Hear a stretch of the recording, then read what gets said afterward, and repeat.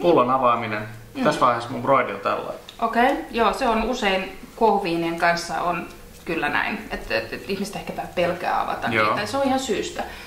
Kuohuviinissähän on painetta aika paljonkin. Sen jälkeen kun sä poistat sen folion siitä ja sen kehikon, niin silloin kannattaa kyllä pitää siitä kuohuviinistä pullosta kaulasta kiinni niin, että se peittyy kokonaan tänne kämmeneen.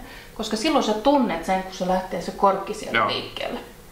Ja silloin sä pystyt estämään. Ja sä nimenomaan väännät sitä niin, että sä väännät tästä pullosta. Ei tästä korkista. Se on se oikea oppi.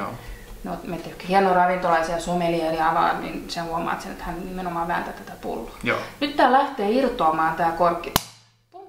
Mutta mä saan sen estettyä sillä, että se on mulla kämmenellä kokonaan. Ja kuohuviininhan ei kuulu porskua, niin kuin formulakisoissa, vaan se kuuluu pysyä siellä pullossa.